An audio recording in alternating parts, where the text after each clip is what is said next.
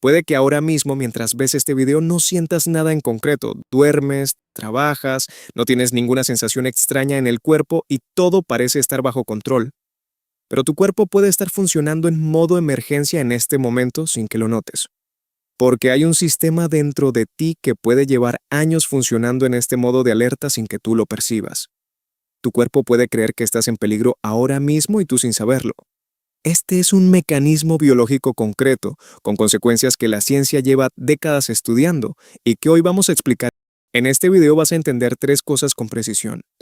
Primero, cuál es el sistema que tu cuerpo activa cuando detecta una amenaza y por qué fue diseñado para situaciones que duran minutos, no años. Segundo, el mecanismo exacto por el que ese sistema puede quedarse encendido de forma permanente sin que tú lo notes, y qué le ocurre a tu cuerpo mientras eso pasa. Y tercero, qué señales concretas indican que lleva tiempo activo y qué puedes hacer para interrumpirlo. Lo que veremos en el video no es una simple lista de consejos, es el mecanismo paso a paso. Para entender este mecanismo, imagina que en tu edificio hay una alarma contra incendios. Esa alarma está diseñada para una cosa: sonar cuando hay fuego, durante el tiempo que dure el peligro, y apagarse en cuanto el peligro desaparece. Ahora imagina que esa alarma empieza a dispararse sin incendio, o que el incendio se apagó hace tiempo, pero el sistema de control no lo detectó. El edificio entero sigue en modo evacuación, los ascensores bloqueados, las puertas de emergencia abiertas y los sistemas de ventilación al máximo. Todo funcionando como si el fuego continuara aunque no haya llamas. Eso es exactamente lo que ocurre en tu cuerpo con el eje HPA, el eje hipotálamo-hipófisis adrenal. Es el sistema de alarma biológica más antiguo y más potente que tienes. Y como la alarma del edificio, fue diseñado para emergencias cortas, no para funcionar durante meses o años. Cuando tu cerebro detecta una amenaza, dispara una cadena de señales. Son como una fila de fichas de dominó cayendo una tras otra. Primero una zona del cerebro avisa a otra, esta avisa a una tercera y esta tercera le manda una orden a dos pequeñas glándulas que tienes encima de los riñones. Todo ese recorrido ocurre en menos de 2 minutos. Y al final de la cadena, esas glándulas producen una hormona, el cortisol. El cortisol hace exactamente lo que el cuerpo necesita en una emergencia. Sube la glucosa en sangre para dar energía inmediata a los músculos, suprime la digestión, frena el sistema inmune temporalmente y agudiza la atención. Así es como tu cuerpo está listo para correr o luchar. Pero el problema no es ese mecanismo. Es lo que ocurre cuando no se apaga. En condiciones normales, el cortisol tiene un mecanismo de retroalimentación negativa. Cuando los niveles suben lo suficiente, le envían una señal al hipotálamo y a la hipófisis para que dejen de activar el eje. Este es un freno automático y el sistema se regula solo. Pero cuando el eje HPA se activa de forma repetida o continua durante semanas y meses, ese freno empieza a fallar. ¿Cuántos de vosotros diríais que lleváis más de un año con una carga de presión continua, trabajo, familia, preocupaciones económicas, incertidumbre? No una crisis puntual, una presión de fondo que nunca termina de irse. Os pido que lo penséis un momento, ya que esa carga es exactamente el tipo de señal que mantiene el eje HPA activado. Lo que descubrió la investigación es que los receptores de glucocorticoides, que son los receptores celulares que detectan el cortisol y activan el freno, se desensibilizan con la exposición prolongada. Dicho de otra forma, si el cortisol lleva mucho tiempo elevado, las células dejan de responder a él con la misma eficiencia. Entonces el freno se debilita y sin freno, el eje sigue produciendo señales de alarma aunque el peligro ya no sea real, o aunque nunca lo haya sido de verdad.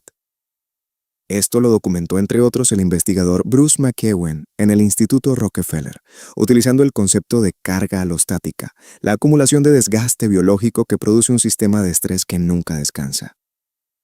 Y lo más importante, en esta fase, muchas personas no se sienten estresadas, se sienten cansadas, con un sistema inmune que falla más de lo habitual.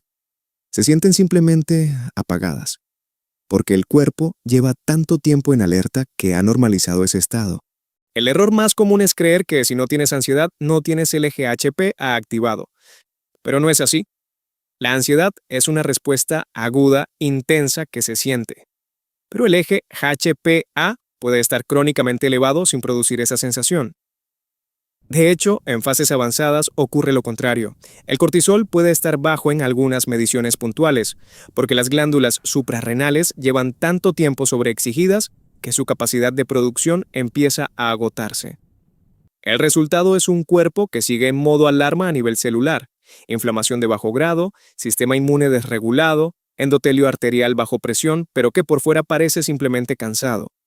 Muchas personas con este patrón llevan años buscando explicaciones en otras direcciones: anemia, tiroides, déficit de vitaminas. Y los análisis parecen normales, porque lo que está alterado no aparece en un análisis estándar, está en la regulación del sistema, no en un valor aislado.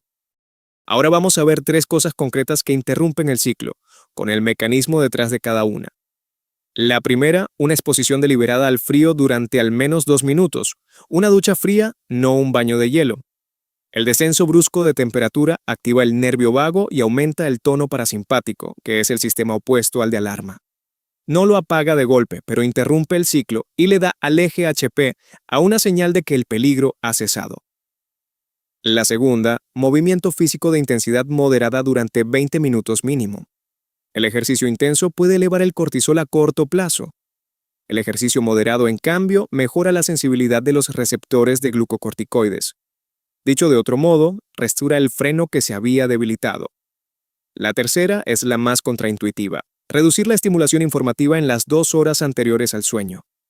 El eje HPA no distingue entre un depredador real y una noticia amenazante. El cerebro procesa la información de peligro percibido de la misma forma. Cada input de amenaza, aunque sea en pantalla, activa una microrespuesta del eje.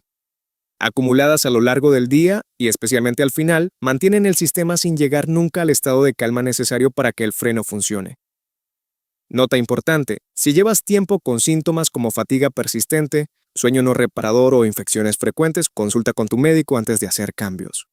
El cortisol elevado de forma crónica requiere evaluación profesional.